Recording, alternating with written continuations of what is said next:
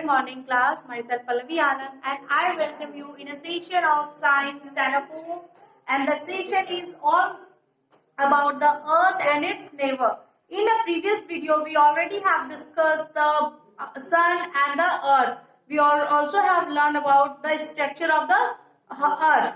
So in this very session we will learn something about the movement of the earth, how earth revolve around the sun and our solar system, how they are revolving on its own axis. Okay, so let's start the movement of the earth, how earth move around the sun on its own axis, on its fixed orbit, and what it is, and that very movement is called rotation. Okay, so the earth spin like a top from west to east. Earth is spinning like a top. You have seen the top playing object, that is top. So earth is also spinning like a top from its west to east. The movement of the earth is from west to the east on its own axis, and the movement is called rotation. The movement of the earth from the east to west to east, and this very movement and this very rotation is known as rotation. Okay, the movement of the earth like a top from west to east on its own axis is known as rotation. One rotation of the earth takes 24 hours. To complete its one rotation from west to east, and again it was going towards the west, and the time it will take is about 24 hours. One rotation of the earth takes 24 hours. Okay. Rotation counts day and night on earth. Due to this very rotation of earth around the moon, around the sun, it counts day and night. Axis of the earth is slightly tilted due to these days and night are not equal. Now, as earth is revolving around the sun on its own axis, and it was little bit tilted. Due to that tiltation, the shape of the orbit is like that, and it was revolving like this. Okay, and due to that tilt portion of the axis, the day and night are not equal. It may be of equal 12-hour days and 12-hour night, but the axis was tilted little bit. That is why the day and night are not equal. The only exception place is near the equator, but day and night are probably equal at the place of equator. Day and night are probably equal. Equator is an imaginary line. What is equator? Equator is an imaginary line around the earth at an equal distance from the north hemisphere and south poles. Okay, what is equator? Equator is an imaginary line around the earth at the equal distance from north and south pole. The equal distance from north pole and the south pole, and this imaginary line is known as equator. It divides the earth into two equal halves. Suppose this is our earth and this is the north pole and this one is the south pole, and equator is the imaginary line from north pole to the south pole at equal distance, which divides the earth into two equal halves. Okay.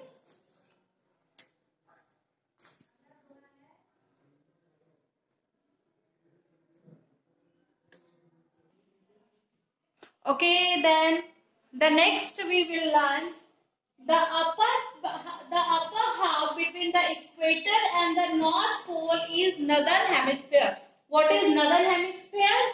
Northern hemisphere is the upper half between the equator and the north pole is called the northern hemisphere.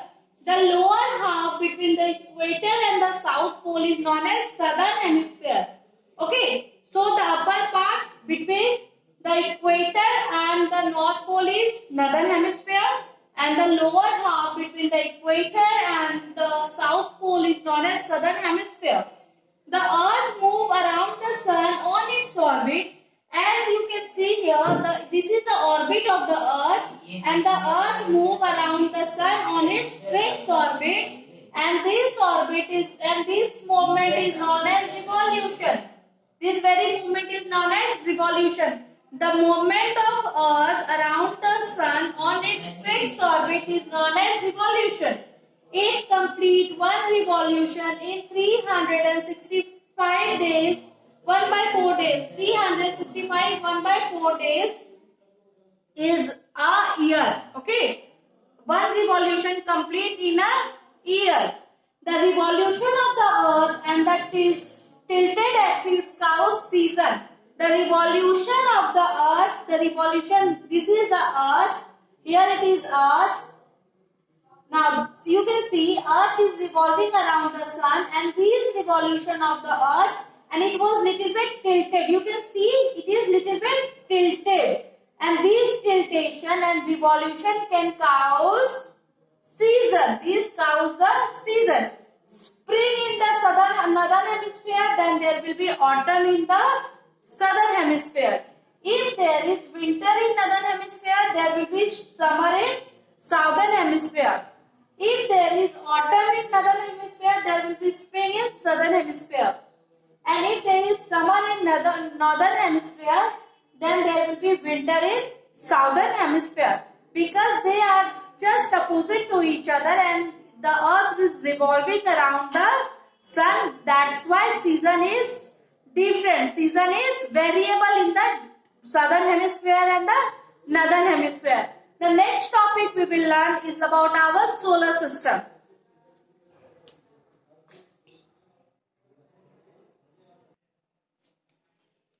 Okay, then now we will learn something about the planet and our solar system. As you know that our solar system consists of 8 planets containing 8 planets involving the Earth, and it revolves around the Sun. All the 8 planets revolve around the Sun on its fixed orbit, and they are continuously revolving around the Sun. So the word planet means wanderer. The planets are large heavenly bodies that orbit a star. As I said, planets are the large heavenly bodies which are orbiting the Sun or orbiting a star called Sun. Here this star is indicating you Sun. Okay. All the planets are orbiting the Sun. The planets are made up of gas, metals. Some planets are made up of gas. Some are made up of metals. Some of them are made up of rocks. Planets revolve around the Sun in orbit. As I showed you this picture in a previous video, planets revolve around the Sun on a fixed orbit. You can see that these are the orbits, and the planets revolving around the Sun on its fixed orbit. They are revolving around the fixed orbit. Okay. Without the telescope, planets and stars look same. If you are looking at the sky, you can find all are similar. All are similar. Planets close to the Sun take less time, while planets far away from the Sun take more time to revolve.